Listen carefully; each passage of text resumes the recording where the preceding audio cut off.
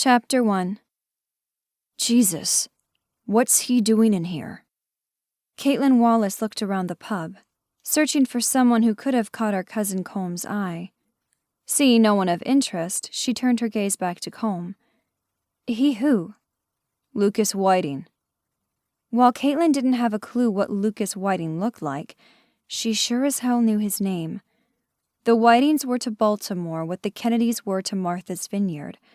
There was precious little property of value in the city that the Whitings didn't have some vested interest in. He's here?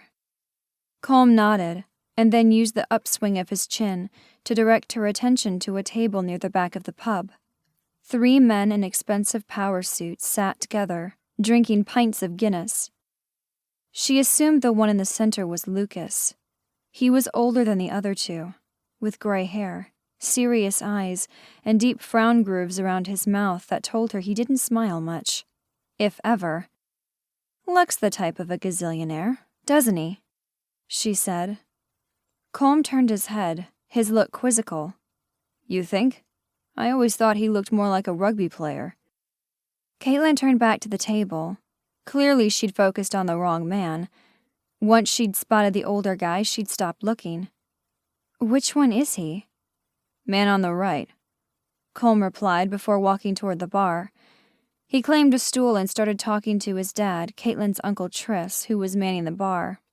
Rather than join him, Caitlyn remained near the entrance so she could check out the man on the right. Oh, she breathed. Colm had the right of it. Lucas was built much larger and broader and more muscular than she would have pictured him.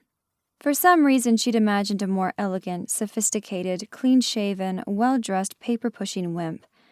Lucas Whiting resembled a thug, with his wide shoulders and scruffy beard that was pushing the 5 o'clock shadow deal by a few days. He looked like the kind of guy who'd been in more than a few fistfights. He also struck her as the type who'd most likely won every single one. Originally, her gaze hadn't landed on him for more than a split second, because her mind had seen that build and thought, bodyguard. Can you believe he's back here again? Caitlyn glanced over at her cousin Elise, who was waiting the tables at the pub that night. Who? Caitlyn wondered if she'd missed a step somewhere. Lucas Whiting. He's been here before? Elise nodded. Yeah, about a month or so ago.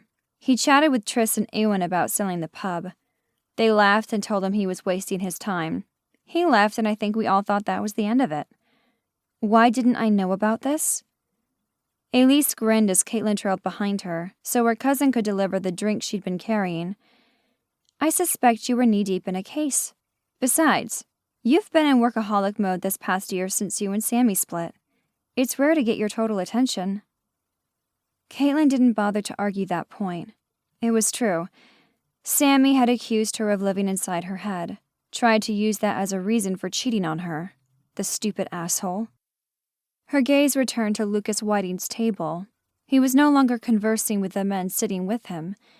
Instead, he was studying the bar, his sharp, dark eyes taking in everything around him. Caitlyn did the same, trying to imagine what Lucas was thinking.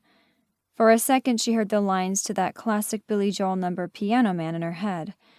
While it was a Friday night, not Saturday, the regular crowd had certainly shuffled in. The place was booming.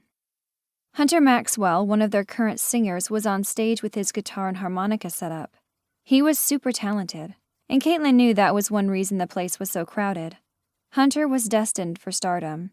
She was as sure of that as she was that Hunter had it bad for Elise. Elise, however, seemed obvious to that fact, or she was ignoring it. Having grown up being homeschooled on a tour bus as Skye and Tegan rocked the world with their music for the first 18 years of her life, Elise was determined to live her adult years in a house without wheels. Problem was Hunter wanted the wheels, the big bus and the different city every night stardom Elise's parents enjoyed. Caitlyn turned her attention away from the stage. Uncle Tris was manning the bar, talking football with Pop-Pop, who sat on his stool at the center of the long mahogany counter, surrounded by his cronies, some nearly but not quite as old as him. Most of her friends were amazed when she told them her grandfather was 92 years old. He had the energy and health of someone 2 decades younger.